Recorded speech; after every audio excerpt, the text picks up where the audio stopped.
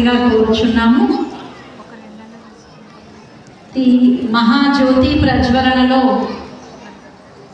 కుడివైపు నుండి అందరూ వారి యొక్క పేర్లను ఇక్కడ పిలవడం జరుగుతుంది. వారు వేదిక పైకి వచ్చేసి ఇక్కడ మరి ఇంకొక వైపు ఎడమ వైపున ఈశ్వరీయ చిరు కానుకను స్వీకరించి కిందకు దిగాలి అని కోరుతూ ఉన్నాము.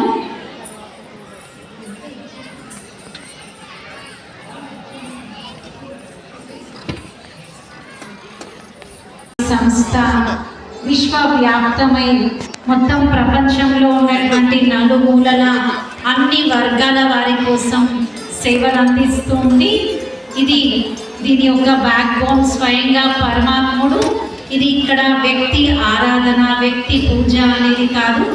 స్వయంగా భగవంతుడే ఈ సంస్థ యొక్క డ్రైవింగ్ ఫోర్స్. భగవంతుడే ఈ సంస్థ యొక్క ఆధారంగా ఇది దినదిన అభివృద్ధిని సాధిస్తూ ప్రగతి పదంలో ముందుకు వెళ్తూ ఉంది.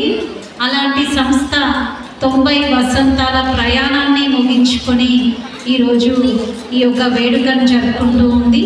మరి 90 సంవత్సరాలు అంటే ఈ 90 సంవత్సరాలలో ఎన్నో ఒడిదుడుకులను అధిగమించింది, ఎన్నో సవాళ్లను ఎదుర్కొంది, ఎన్నో రకాల మైలురాళ్లను చేరింది.